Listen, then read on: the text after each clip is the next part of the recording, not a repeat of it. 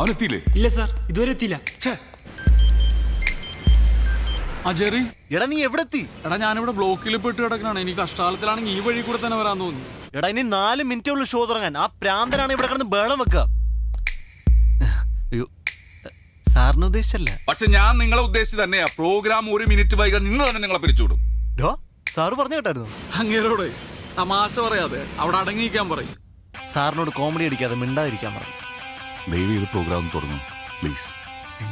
എടാ അതെ, പെട്ടെന്ന് പരിപാടി തുടങ്ങിയില്ലല്ലേ, സ്പോൺസർ സ്ഥലം ഉണ്ടാക്കുവേ. നീ ഓൺ എയർ സെറ്റ്. ഞാനിവിടെ OB പോവാ മൊബൈലില്. അവിടുന്നോ? ആ നീ വേഗം സെറ്റ്. Good morning Kochi. ഇതിപ്പോ ഹലോ FM-ൽ ഹലോ നമസ്തേ ടൈം. സമയം 9 മണി കഴിഞ്ഞ് 2 മിനിറ്റ് ആയിരിക്കുന്നു.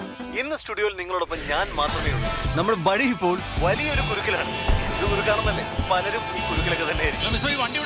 ഹലോ ലിസണേഴ്സ്, ഞാനിപ്പോ കൊച്ചിയിലെ ഒരു ട്രാഫിക് ബ്ലോക്കിലാണ്. അതെ ചേട്ടാ, സിഗ്നലിലെ ഇപ്പോഴും റെഡ് ലൈറ്റ് ആണ്. പിന്നെ നിങ്ങൾ എന്തിനാ ഹോൺ അടിച്ച് ആളുകളെ ബുദ്ധിമുട്ടിക്കുന്നത്? ഇത് എന്റെ കാറ്, എന്റെ അതിന് നിങ്ങൾക്ക് എന്താ? നാട്ടുകാരുടെ റോഡ്, നാട്ടുകാരുടെ ചെവി. മാധവ്, എന്താണ് അവിടെ സംഭവിക്കുന്നതെന്നൊന്ന് വിവരിച്ച് പറയാമോ?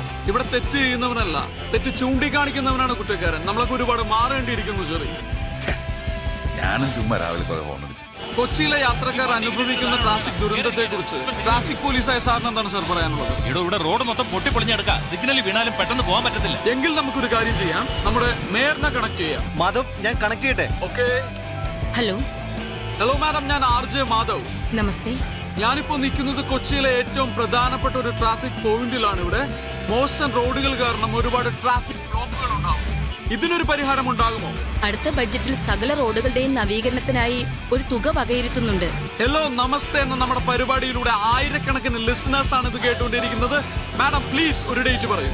അടുത്ത മാസം 20-ന് മുൻപ് അതിനൊരു തീരുമാനമുണ്ടായിരിക്കും, ഉറപ്പ്. വളരെ സന്തോഷമുള്ള ഒരു വാർത്തയാണ്. Big thanks from hello Namaste team. വെറും 25 ദിവസം മാത്രമാണ് ഇനിയുള്ളത്. നമുക്ക് കൗണ്ട് ഡൗൺ സ്റ്റാർട്ട് ചെയ്യാം. കൊച്ചിയിലെ സ്കൂൾ കുട്ടികൾക്ക് അപകടം കൂടാതെ റോഡ് ക്രോസ് ചെയ്യാൻ അവസരം ഉണ്ടാക്കിയ പോലെ, കൊച്ചിയിലെ റോഡുകളിൽ നിന്ന് വേസ്റ്റ് നീക്കം ചെയ്യാൻ മുൻകൈയെടുത്ത പോലെ ഹലോ നമസ്തേക്ക് ഒരു ബന്ധുവൽ കൂടി. Hello listeners, this is hello Namaste impact. Madhav, അടിപൊളിയായിരുന്നു program. Thanks Tony. Okay. Hi. Hi. ആ അതെ അതെ, മാധവിന്റെ ഐഡിയ ആയിരുന്നു അത്. ബഹളാടും പരിപാടിയായിരുന്നു. പുള്ളി ഉണ്ടാവത്ത് പുള്ളിയാത്തല് ഹാപ്പിയാണോ? പിന്നല്ല. സാർ ഞാനൊന്ന് പറഞ്ഞോട്ടെ സാർ. നമ്മൾ 6 മാസം കൊണ്ട് ബ്രേക്ക് ചെയ്യണാവും സാർ. അടുത്ത ഫെബ്രുവരിയിൽ സാറിന് പ്രോഫിറ്റ് കിട്ടിയിരിക്കും. ഇപ്പൊ തന്നെ ആമനക്കുട്ടിക്ക് വേണ്ടിയിട്ടുള്ള ക്യാമ്പയിൻ സെൻസേഷണൽ ആണ് സാർ. അതെ സാർ, ഹലോ FM ഇല്ലാതെ കൊച്ചിക്കാർക്ക് ജീവിക്കാൻ പറ്റാത്ത ഒരു അവസ്ഥ ഞാൻ ഉണ്ടാക്കും. സാർ കണ്ടോ? ആ അയ്യോ, സൂചിപ്പിക്കലല്ല സാർ. സാർ ഇന്നത്തെ ഹലോ നമസ്തേ ലിങ്ക് ഞാൻ അയച്ചുതരാം. എന്റെ പിള്ളേർ ജെറി മാധവും കൊച്ചിയെ ഇളക്കി കളഞ്ഞില്ലേ സാർ. ലോകത്തുള്ള സകല FM ഇന്ന് അവർക്ക് വിളി വരുന്നുണ്ട്, അവർ പോകില്ല. എന്താ കാരണം? ഫ്യൂച്ചർ. ആ അവരുടെ ഫ്യൂച്ചർ ഹലോ FM ആണെന്ന് അവർക്കറിയാം. ഓക്കെ സാർ, ശരി സാർ. Trust me sir. ദുബായിന്ന് ഇൻവെസ്റ്ററാ, നഷ്ടത്തിലാണെന്നുള്ള പതിവ് തെറി പറയാൻ വേണ്ടി വിളിച്ചതാ. ഞാനും പതിവ് മറുപടി പറഞ്ഞു. പക്ഷെ ഞങ്ങള് പതിപോലെ പറയുമല്ല, ശമ്പളം തന്നില്ലെങ്കിൽ ഞങ്ങൾ പോകും. പിന്നെ പറഞ്ഞില്ലെന്ന് പറയണ്ട. പിന്നെ ഞാൻ വിട്ടാലല്ലേ നിങ്ങൾ പോകൂ. ഇന്ന് 5-ാം തീയതിയാണ്. സാറ് സാലറി എടുക്ക്. നീ എന്താ വിളിച്ചേ? സാറേന്നോ? ആരാണ് നിങ്ങളുടെ സാറ്? ഏട്ടനാണ് ഏട്ടൻ.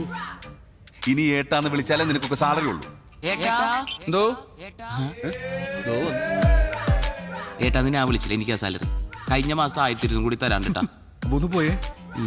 മക്കളെ, ഒരമ്മയുടെ വയറ്റിൽ പിറന്നില്ലെന്നേ ഉള്ളൂ. നിങ്ങൾ എനിക്ക് സ്വന്തം സഹോദരങ്ങളെ പോലെ. അച്ഛനറിയോ കാര്യം?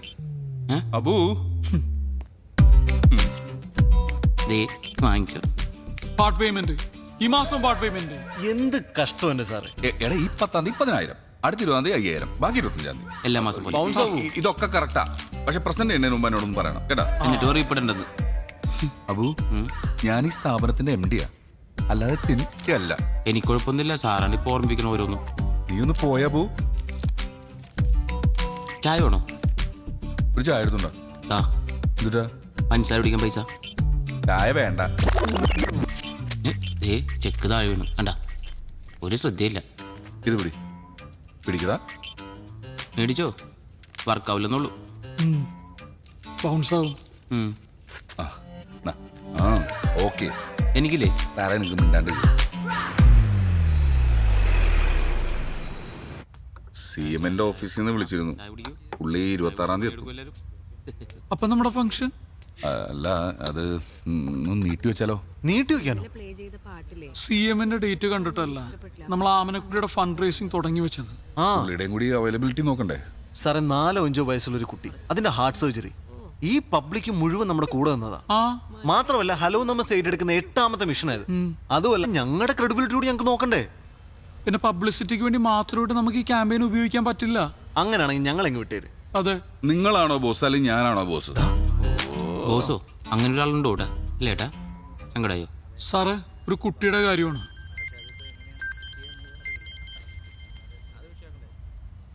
മുസ്തഫയാണ് ആമനക്കുട്ടിയുടെ അച്ഛൻ. ഹലോ മാധവ് സാറേ, ഇത് ഞാനാ മുസ്തഫ. മനസ്സിലായി മുസ്തഫക്ക, പറയൂ. ഡോക്ടർ ഓപ്പറേഷന്റെ ഡേറ്റ് തന്നു, 26-ാം തീയതി. അത് സാരമില്ല, ഞാൻ ചെറിക്ക് കൊടുക്കാം. ഓ ശരി സാർ. ഹലോ, മുസ്തഫാക്ക. ജയമോഹൻ സാർ ഇപ്പൊ പറഞ്ഞതേ ഉള്ളൂ, ഫിക്സ് ചെയ്ത ഡേറ്റ് തന്നെ നമുക്ക് ചെക്ക് കൊടുക്കണമെന്ന്. ഫോണൊന്ന് ആമിനക്കുട്ടിക്ക് കൊടുക്കുവോ? ഇപ്പൊ കൊടുക്കാം സാർ. സ്പീക്കറിലിട്. മോളെ, ഗിറിയങ്കിളാ സംസാരിക്കേ. Hello uncle, ആമനക്കുട്ടിയാ. മോളെ പറയേ, എന്തൊക്കെയുണ്ട് വിശേഷം? രാവിലെ ഹലോ നമസ്തേ കേട്ടായിരുന്നു. എന്നെ പറ്റി എന്തൊക്കെയാ പറഞ്ഞേ? എന്ത് വിഷയം ഉണ്ടെങ്കിലും അങ്കിൾമാരൊന്ന് വിളിച്ചാ മതി കേട്ടോ. ഇനിയൊന്ന് പറഞ്ഞേ. കാത്തിരിക്കാം, കേട്ടിരിക്കാം, കേട്ടുകൊണ്ടേയിരിക്കാം. Hello FM. മുഖ്യമന്ത്രിയോട് പോവാൻ പറ. നമ്മൾ ഫംഗ്ഷൻ 19-ന് നടത്തും. അതാണ്.